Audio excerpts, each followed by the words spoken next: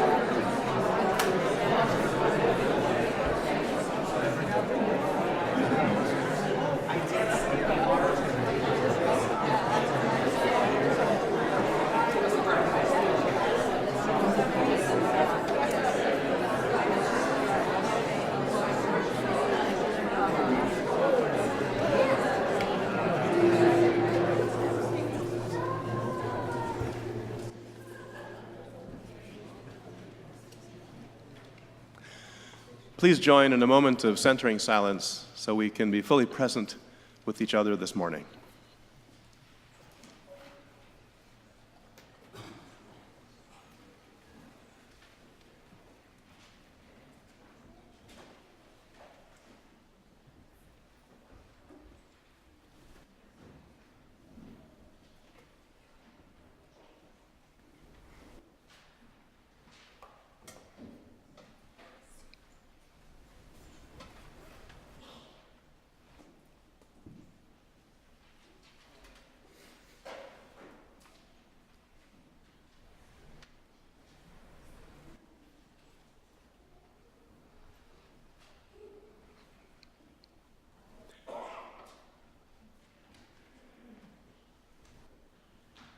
Okay, enough silence. Let's get musically present by turning to the words for our in-gathering hymn, which you'll find inside your order of service.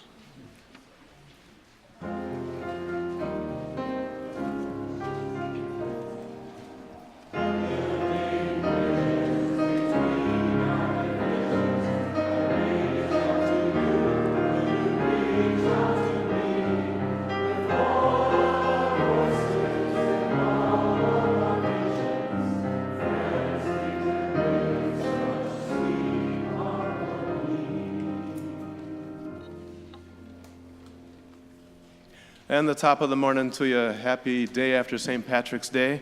And welcome to another Sunday here at First Unitarian Society, where independent thinkers gather in a safe, nurturing environment to explore issues of social, spiritual, and ethical significance as we try to make a difference in this world. Speaking of things that are different in this world, I'm Steve Goldberg, a proud member of this congregation.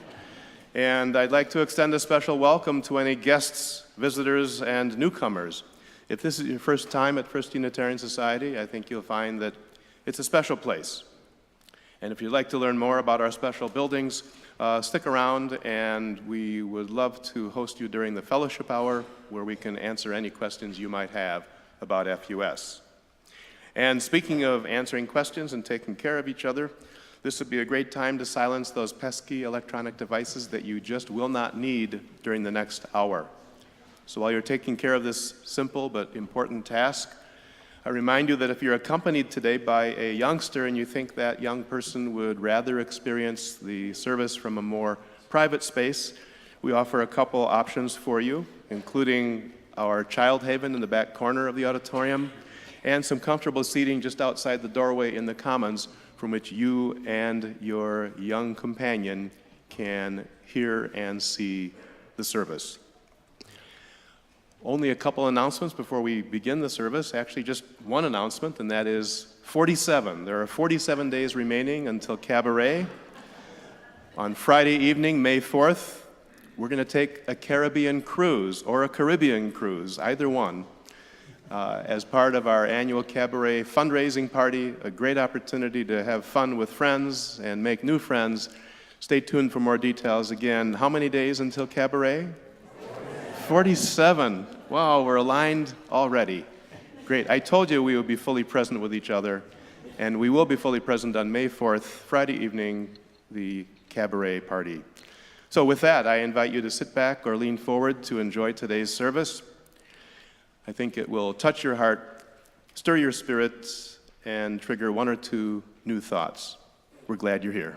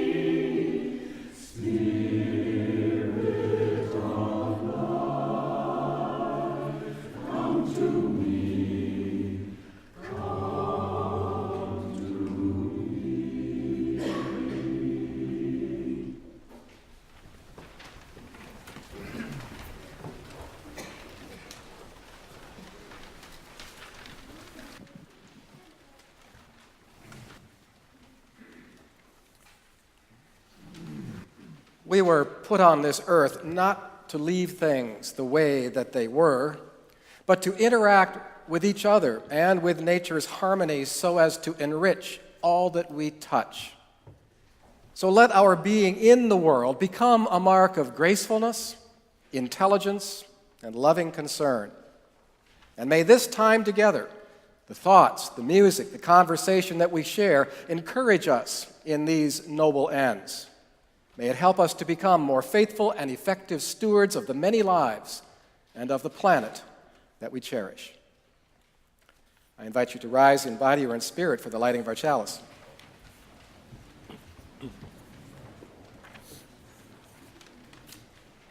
And please join with me in reading the words of affirmation in today's program. May we find the courage to live our faith, to speak our truth, and to strive together for a world where freedom abounds, peace prevails, and justice is done. May we know the fullness of love without fear and of security without oppression. May we hold one another in the deep and tender places of compassion and know that the divine spark within makes soulmates of us all. And in the spirit of soulmates, please turn and exchange a warm greeting with your neighbors.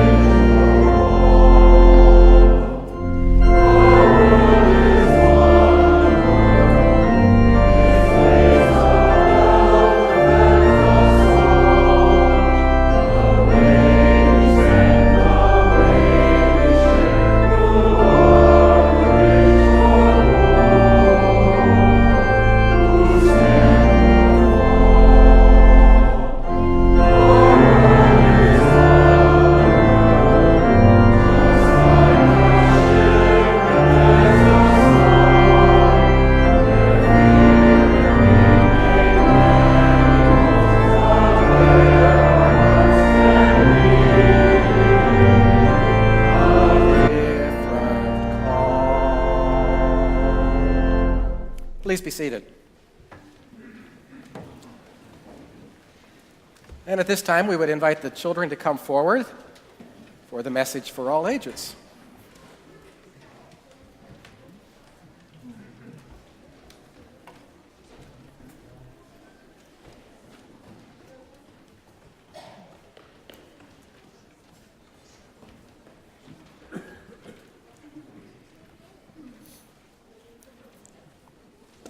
Good morning, everyone. So I don't really have a story to tell you today, but I do have a message, and the message is a song. And there are going to be some pictures up there that you can watch as I'm singing this song to you. And the message is actually not an answer. It doesn't give you an answer. It asks you a question. And so as we're singing the song, I'd like for you to think about the question that the song is asking, okay? and it's called These Hands. Some hands have held the world together. Some hands have fought in wars forever. So tell me, what shall I do with these hands of mine? And some hands have blessed 1,000,000 people. Some hands help free the world from evil. So tell me, what shall I do with these hands of mine? What shall I do with these hands of mine? What shall I do with these hands of mine? Because the world could use a hero of the humankind. So tell me, what shall I do with these hands of mine? Some hands can stop a life from dying. Some hands comfort a baby crying. So tell me, what shall I do with these hands of mine? What shall I do with these hands of mine? What shall I do with these hands of mine? Because the world could use a hero of the humankind. So tell me, what shall I do with these hands of mine? I want to sing it from my heart. I want to hear it in the wind till it blows around the world and comes back again. And all that we can ask is for ours to be free, to use them when we want for whatever the need. Some hands, they give voice to a nation. Some hands wrote the times they are a-changin'. So tell me, what shall I do with these hands of mine? What shall I do with these hands of mine? What shall I do with these hands of mine? The world could use a hero of the humankind. So tell me, what shall I do with these hands of mine? So tell me, what shall I do with these hands of mine? So what was the question in the song? It was repeated lots of times. What shall I do with my hands? And what shall I do with my hands to make this a better world? I think that's what it's kind of asking us. And your hands are kind of representative of your whole bodies. What are you as a person going to do to make this a better world? So anybody have any idea what you can do that might be helpful? There were some ideas that were up there and that I sang about. Other than holding a baby close, becoming a doctor and helping to heal people. Even as you're in school, there are all kinds of good things you can do to make your school, a much more inclusive place where everybody feels welcome. So that's one of the things we can do with our hands. Any other ideas? Well, you just kind of think about that question, and as you go out to your classes today, I'm going to invite you all to join me on the refrain as we're singing our kids out.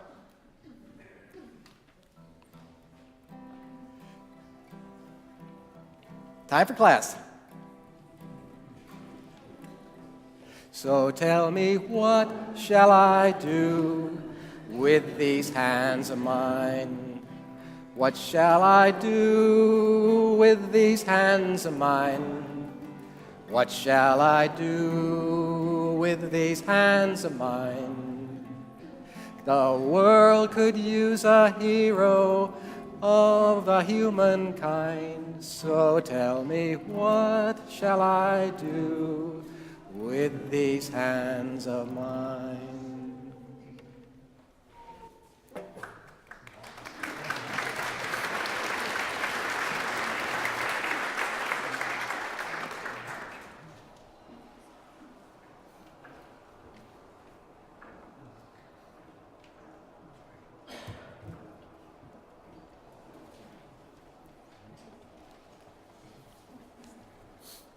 So I have two readings to share this morning. The first from Francis Moore Lapay's book, Democracy's Edge. When Texas Wesleyan College announced that it was moving to a more upscale part of Fort Worth, Texas, the college was reacting to the decay of the neighborhood. But if the college moved out, the neighborhood had virtually no chance of recovery, because the campus provided the last point of stability on which to eventually rebuild that neighborhood. So in response to this move, Allied Communities of Tarrant, ACT, a broad-based citizen organization comprised mostly of moderate and low-income blacks, Hispanics, and whites, they contacted the board of trustees of the college and the president and asked for a meeting. The Reverend Terry Boggs recalls that to prepare, we conducted a 2.5-hour role play. We went over every eventuality. And at the end of it, we thought we were ready. At the appointed hour, all of us, 15 laypersons and pastors, arrived at the parlor off the president's office. And there we saw chairs lined up in 2 rows, all facing a table where the president was to sit. So immediately we started rearranging the furniture so that we could all sit in a circle. ACT organizer Perry Perkins explains what happened next. At that point, the president's assistant walked in.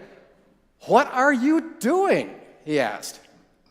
And we replied, "We want a meeting, not a lecture." We were polite, but our actions communicated that we were an organization with some power. And we deliberately created a certain tension. Our action produced some discomfort that the president and his assistant could not ignore, that they had to deal with. We created a public moment that succeeded in focusing people's attention. And it worked. And the college ended up recommitting itself to the community. In its disciplined initiative, ACT had remade the power relationship, not through nastiness, but by creating enough tension to make those with more power aware that they had to take seriously the voices of those whom they had perceived to be powerless. Typically, Americans think of power in the form of money, law, force, status. But once we understand power as a relationship among people, many new possibilities begin to open up.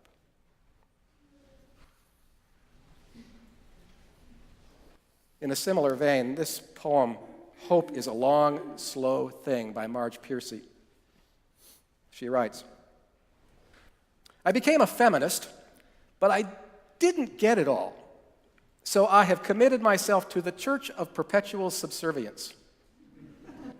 I protested, I demonstrated, but still war went on. So I have realized that politics is useless, and I have joined the Junior League instead. They have wonderful lunches. I made phone calls for my candidate, but little happened, so I'll never vote again." But progress is never individual.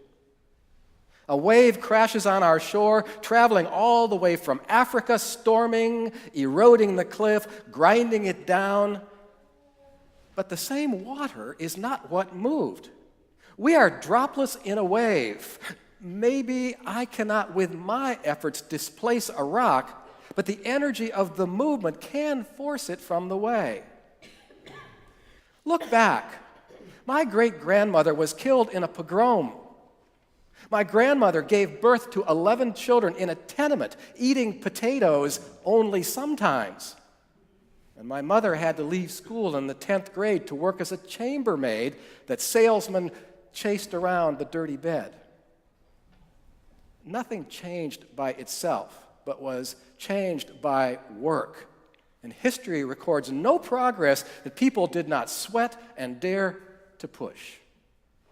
Along we is the power that moves the rock.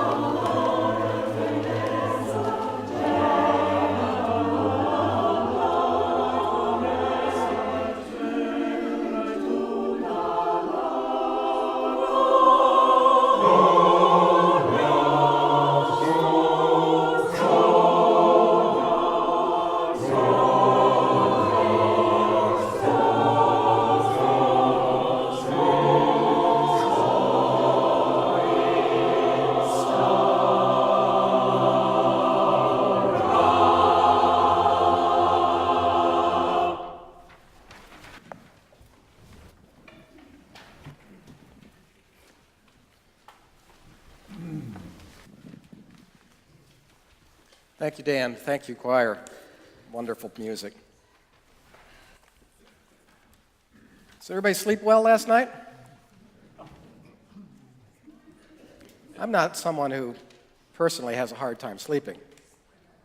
My head hits the pillow, I'm pretty much out until my bladder wakes me up a few hours later. And then I'm probably good until about sunrise. So rarely have I been upset or anxious enough to have my sleep disrupted or my dream life tainted by some untoward turn of events in the larger world. Now, to be sure, as an elementary school student who was taught to duck and cover when the air raid siren sounded, well, fantasies of nuclear holocaust would keep me awake. But that was more than 50 years ago. And then Donald Trump was elected president of the United States. After November 8, 2016, I slept fitfully and often awoke with this sense of unreality. Did that really just happen? And I'd only begun to come to terms with the electoral outcome, and the inauguration took place, and my agitation spiked again. So I'm hardly exaggerating when I say that the last election ranked close to 9/11 as an emotional disruptor in my life. Now, when it comes to our national politics, I'm typically a fairly non-anxious person. I was a poli-sci major in undergraduate school, so I know something about how the American political system works. I know about the fickleness of the American voter, the vagaries of the Electoral College, so none of this hardly surprises me. And having now lived through some 11 presidencies, I have known disappointment. But even the tainted 2000 election that propelled George W. Bush into office did not exact the psychological toll that this latest one did. So let me be clear, my reaction has little if anything to do with partisanship or party loyalty, the fact that a Republican in this instance prevailed over a Democrat. It has to do with a particular individual who, as commentators across the political spectrum have agreed, is the least qualified person ever to occupy our nation's highest office. Now, to her sorrow, Hillary Rodham Clinton once used the epithet deplorable to describe candidate Trump's supporters. That was an insensitive and elitist comment, and it probably benefited her rival. But deplorable is not too strong a term to apply to the candidate and now to the president himself. And that, my friends, is what keeps me up at night. And it's not just the policy positions that Donald Trump has taken. The scaling back of environmental and workplace protections, the crippling of the Affordable Care Act, tax reform that exacerbates inequality, draconian immigration guidelines, a shoot-from-the-hip approach to international relations, the padding of our nation's already bloated defense budget, to name just a few. The United States has weathered and experienced and overcome such extreme policy shifts in the past, and we probably will again. So the challenge that we face today, I believe, is of a different order entirely, and it is reflected, at least in part, in Mr. Trump's misogyny, his mendacity, his recklessness, his self-dealing, his willful ignorance, his spitefulness, and his pugnacity. That an individual possessing those characteristics commands so much power today is chilling, and that so many others in key leadership positions have become the president's enablers and his apologists seems inconceivable. Now, until recently, I wasn't quite sure how to frame this issue, how to look past all the bluff and the bluster and the tweet storms and the rabble-rousing in order to get down to the heart of the matter and the real underlying source of my deep concern. And then I came across this article by a guy named W. Robert Connor, Professor Emeritus of Classics at Princeton University. And the focus of this particular article was demagoguery. Connor takes us back to ancient times, the time when the city of Athens was embroiled in the Peloponnesian War. And the war was not going well for the Athenians. And so following the death of that city's great statesman and general Pericles, leadership passed to an opportunistic politician by the name of Cleon. And Connor writes, he seemed not to have any fresh solutions for Athens' difficulty, but he spoke and he acted in unprecedented ways. As far as we know, Cleon was the first individual to whom the label demagogue was applied. Apparently, the comic playwright Aristophanes coined the term. Demagogue is a cognate created from the Greek words for people and to lead. One so described leads the people, but more in the manner of a Pied Piper than someone guided by a coherent policy platform. And so according to the Greek historian Thucydides, Cleon was this magnetic speaker, and it was his oratorical skills that made him a favorite among the people. But any ideas that he presented were beside the point. What won him numerous rabid followers was his skill at expressing and manipulating their emotions. Demagogues don't worry about consistency or the practicality of their proposals. There may be nothing at the core, Connor writes, except a vacuum that sucks into it cliches and slogans and factoids and fabrications. But because the emotional bond that the demagogue has forged is so strong, no argument can pierce the thick armor of his followers' loyalty. And so Professor Connor asked the reader to consider parallels between Cleon's time, now 2,500 years ago, and our own. Demagogy, he writes, has the ability to transform itself into autocracy if one by one the institutions that resist the aggrandizement of power are eroded or destroyed.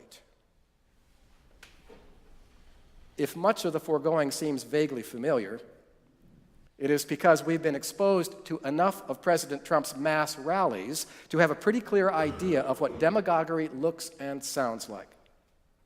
He stirs the fire of discontent with his broadsides against media figures, political rivals, the special counsel, the intelligence agencies, and then he combines all of that with lavish praise for autocratic and repressive practices.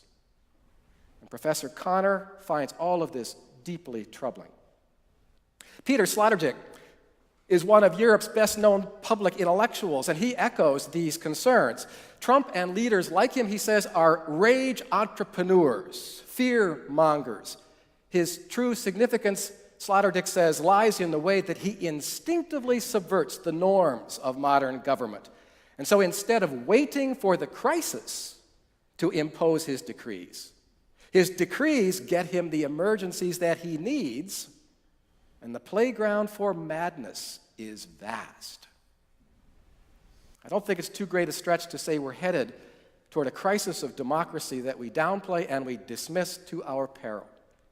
The stakes, I think, are that high, and yet I don't think a lot of us are convinced of the immediacy of the threat, but we certainly ought to be. And that threat needs to be lifted up as often as necessary and in as many venues as possible, including in our faith communities. An old memory prompted me to share these concerns today. In 1973, I was 22 years old and had just landed in Berkeley, California to begin studying for the Unitarian Universalist ministry. And that first semester there, my wife Trina and I volunteered to teach church school at the First Unitarian Church of San Francisco. And so for several months, every Sunday we crossed the bay in order to fulfill our commitment. On one occasion, however, we were free of responsibility and were thus able to attend services in the cavernous sanctuary where the Reverend David Rankin, the highly esteemed senior minister, routinely preached to large and appreciative audiences. 1973, November. Richard Nixon was in office. Evidence of political dirty tricks and obstruction of justice in the Watergate affair was mounting.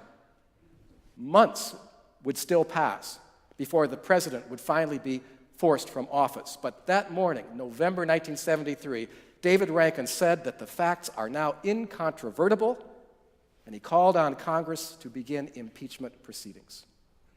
As I recall, he was the first Unitarian Universalist minister to take that prophetic step. In our own time, the Reverend William Barber is convinced that our own political culture needs a similar jolt. The Moral Mondays movement that he helped launch in North Carolina has now gone national and is part of a much larger effort called Unstoppable Together, worried about the fate of our democratic institutions and the declining fortunes of our ordinary citizens, Reverend Barber is challenging us, in his words, to be the moral defibrillators of our time, shocking the heart of this nation in order to build a movement of resistance, hope, justice, and love. Reverend Barber is not at this point in time beating the drum for impeachment, and quite frankly, neither am I, because given the current composition of Congress, that is simply not a realistic expectation. But for the rot at the highest levels of our government to be cut away, there has to be a strong recommitment to the democratic norms and principles that in our complacency we have sometimes taken for granted and failed to protect. And so what is called for today is a sustained uprising. Because it goes to the heart of the things that many of us care so deeply about. This isn't just a political battle. The values that are at stake here are spiritual ones, and they are moral ones, and they include our children's very lives, currently threatened by easy access to deadly weapons that our legislators have made possible. The fate of the planet, as the pace of climate change accelerates while lawmakers curry favor with the fossil fuel industry. A widening gulf between the haves and the have-nots due to regressive tax policies, business-friendly right-to-work laws, and corporate welfare. An alarming increase in hate crimes as Black Lives Matter activists, Muslims, Jews, undocumented immigrants, queer and transgendered people are routinely scapegoated and demonized. And disregard for human rights and the newfound acceptance of torture and mass incarceration as legitimate instruments of foreign and domestic policy. So these are just a few of the spiritual moral values being transgressed by an increasingly autocratic regime. And the present peril, fortunately, has captured the attention of a wide spectrum of Americans who, in last year alone, participated in 8,700 different protests across the country. The hashtag Me Too movement. Its stock has continued to rise, but it also drew its initial energy from women who were dismayed over Donald Trump's sordid past. And we have seen nothing like this, really, since the early 1970s, as tens of millions of people, including, I'm sure, some in this room, are rising up to protect the spirit of democracy, the spirit of brother and sisterhood, the spirit of equity and fair-mindedness, the spirit of forbearance and open-mindedness, and the spirit, above all, of truthfulness. So what will it take for this spirit of resistance, this moment of resistance, to succeed? Well, first, the recognition that it will take much more than a moment, and that these powerful opposing interests are awash in resources, and they have plenty of arrows in their quiver. And so a successful resistance effort will require constancy and a willingness to persevere. Where do we get the energy for such a prolonged struggle? Well, from indignation. Indignation, a fitting natural response to repeated offenses against human dignity and the degradation of our common life. Indignity. It's related to anger, but indignity is much less likely to hinder our ability to think clearly and to keep faith with our moral compass. Pure, unadulterated anger makes us stupid. It makes us self-righteous. As Ursula K. Le Guin recently wrote, it fuels not positive activism, but repression, obsession, and vengeance, which we see too often among those who have given their allegiance to the alt-right. So we need to stay in touch with our indignation, which is not too terribly difficult since every week brings some fresh insult to our political and our social sensibilities. But indignation alone is not going to do the trick. For meaningful action to occur, we also need some positive sentiment. Indignation needs to be wedded to hope. As Paul said in his letter to the Galatians, let us not grow weary of doing good, for in due season we will reap if we do not give up. What does hope look like? You needed only to be on the Capitol Square last Wednesday at 1 p.m. to see hope in full flower. You saw some images of that demonstration earlier. For years, the National Rifle Association has crafted these permissive rules that have helped to create more carnage in this country than in any other developed land. But on Wednesday, thousands of high school students, junior high students, teachers, moms and dads, grandparents, community activists, and clergy marched, chanted, and demanded meaningful and immediate change in our state's gun laws. As I watched, a middle-aged man in an NRA hat slunk away from the crowd, affected, one hopes, by the determination of this budding crop of new activists. Now, over the years, I think too many of us became resigned to the gun lobby's sway over its morally challenged legislative pawns. And our fatalism on the gun control issue, as George Zornick observes, at some point became self-reinforcing, and so the Second Amendment absolutists prevailed over and over again. But the members now of Generation Z aren't accepting that. And they have discovered that even if they do not yet have the vote, they have a powerful and influential voice. Now, although gun control groups have been springing up like weeds all across the country ever since Sandy Hook massacre, these students from Marjorie Stoneman Douglas High School may at last have brought us to the tipping point.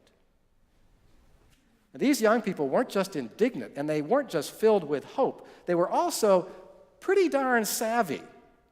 Within 4 days after those shootings in Florida, these students at Marjorie Stoneman Douglas High School had given their nascent movement a name. Never again. A concrete policy goal. Stricter background checks for all gun buyers. A plan for a national protest. The March for Our Lives, scheduled for next weekend. Emily Witt notes that the student leaders knew that the headline industrial complex grants only a very narrow window of attention, but these students made the most of that window, and they widened it. Now, these students may have been coached by their elders, or they may simply have had this intuitive sense of what you need to do to build a movement.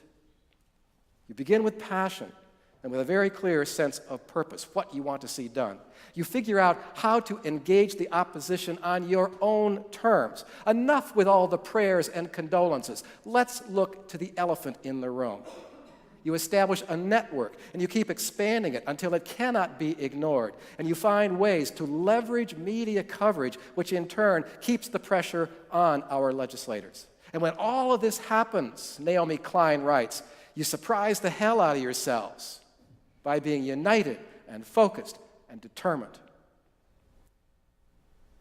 As you can tell, I don't have a whole lot of confidence that the demagogue currently degrading his high office and undermining our democracy, I have little confidence that he will either get his act together or be impeached anytime soon.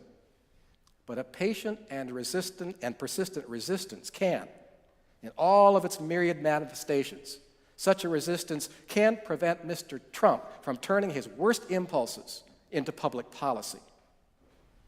Now, since each one of us as individuals is limited as to how much time we've got and how many resources that we can expend on this effort, we need to find ourselves, each of us, an issue or two that touches us most profoundly, engage with it, and stick to it.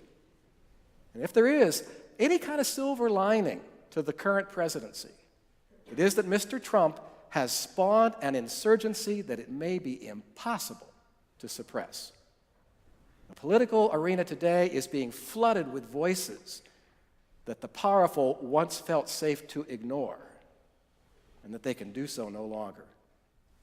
As Chuck Collins of the Institute of Public Policy put it, there is a fundamental realignment going on in our society. Younger people especially are not buying the old stories. Some kick-ass movements are emerging, and as a member of the older generation, Collins writes, my job is either to support them or just get the hell out of the way. Blessed be, and amen.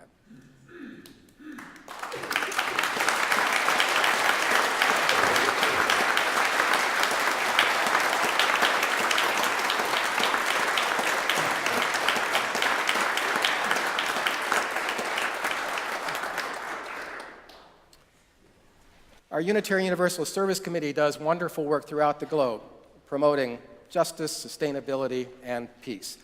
Your gifts today will be given in their entirety to our Unitarian Universalist Service Committee. Please be generous.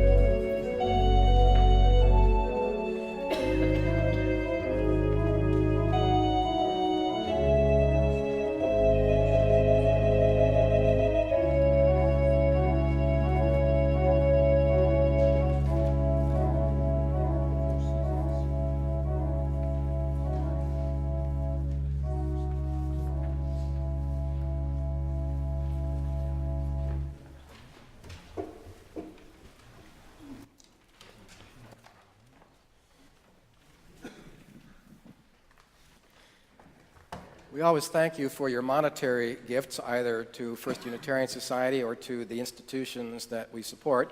And we also are thankful for those who volunteer their time to help our services run smoothly. And today, those people included Mark Schultz, our sound operator, Ann Smiley was our lay minister, Corinne Perrin, the greeter at the door when you came in, our ushers Michael Lossie, Ann Smiley, Christopher McKelvey, and Karen Jager. Hospitality will be provided by Jeannie Hills and Blaze Thompson.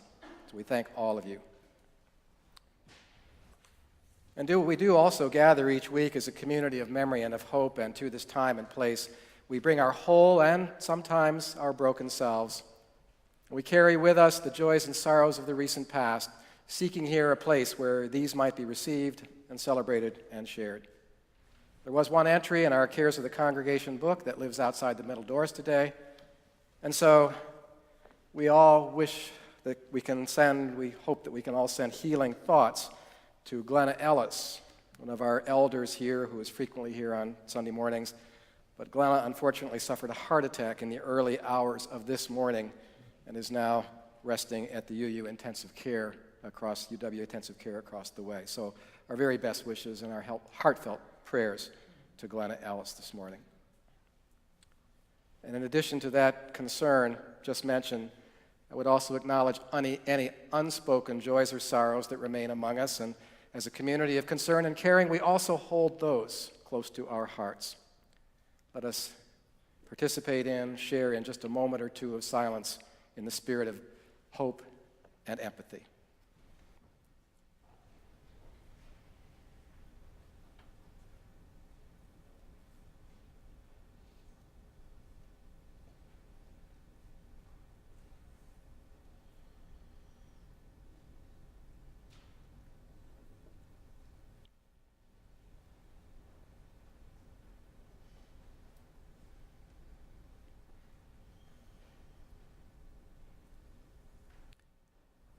And so, by virtue of our brief time together today, may our burdens be lightened and our joys expanded.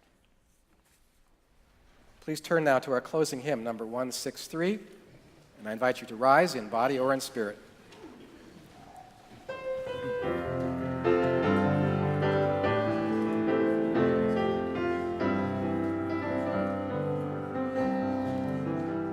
For the earth